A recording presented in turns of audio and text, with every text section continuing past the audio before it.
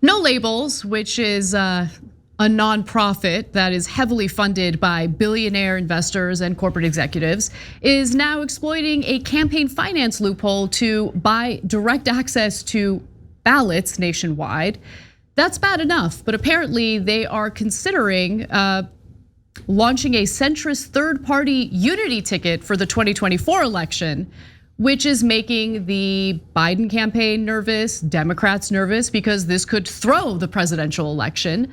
And it's probably the first time I've heard any corporate Democrat complain about money in politics. But nonetheless, this report from Lever News has more pretty incredible details.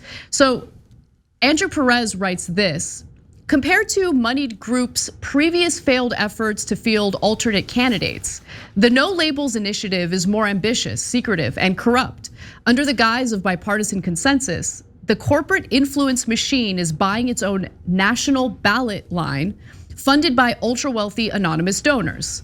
The dark money component of this is another layer of disgusting. We'll get to that.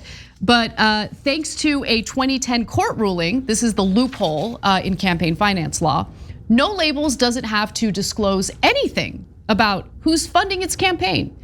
It's also planning to employ a top-down candidate selection process. No Labels has indicated that candidates would be chosen by a group of people handpicked by the organization, which has close ties to corporate lawmakers like Senators Joe Manchin, Kyrsten Sinema, and Susan Collins.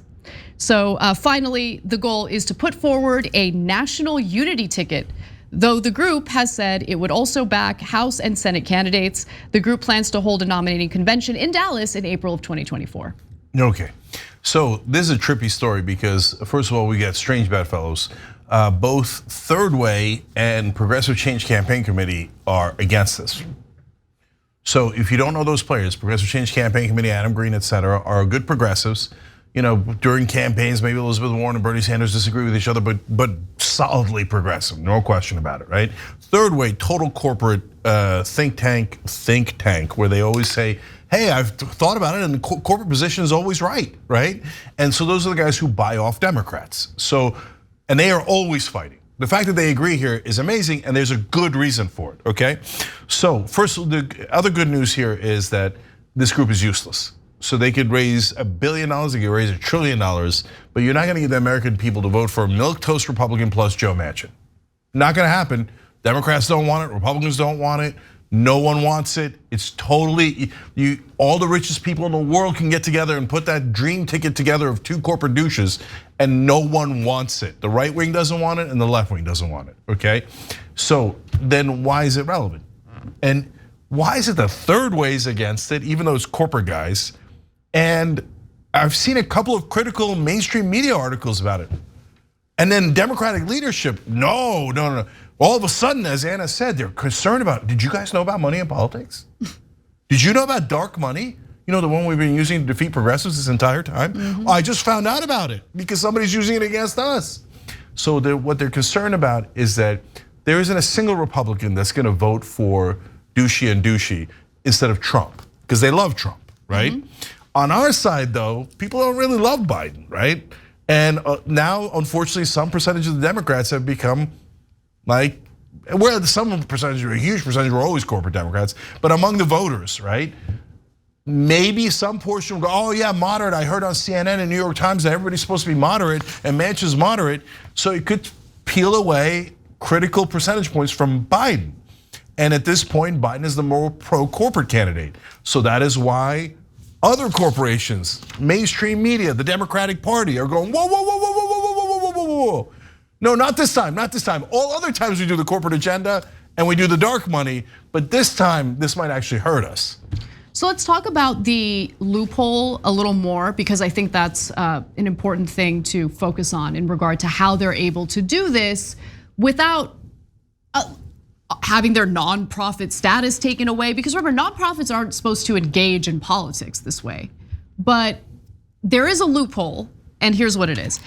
As it gets involved in the 2024 election contest, No Labels' strategy can be traced back to a 2010 court ruling and a subsequent 2014 Federal Election Commission decision that concluded nonprofits seeking to draft federal candidates are not considered political committees until they officially nominate a candidate.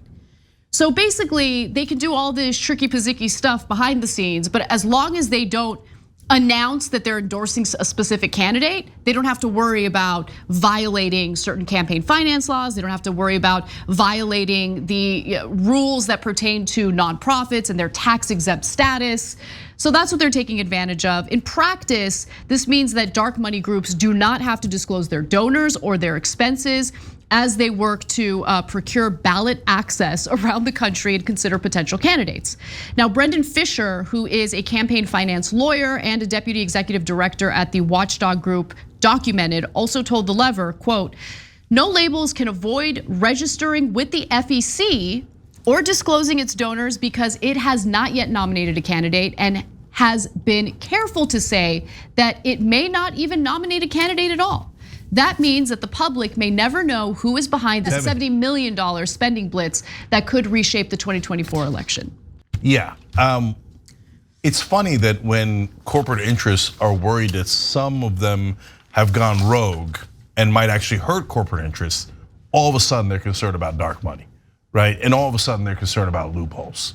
No, these loopholes and this dark money is a poison that has absolutely destroyed our democracy. Shoot, most of my book is about that. You can get it at tyt.com/justice, but explaining how these guys took over almost the entire Democratic Party, almost 100% of the Republican Party, and the press never even noticed it. Golly gee, oh my God, are there billions being spent? Oh my God, did they all come to us in the form of political ads? Well, we don't see the corruption at all. But the minute they think it might hurt corporate Democrats, all of a sudden, oh my God, this outrageous dark money.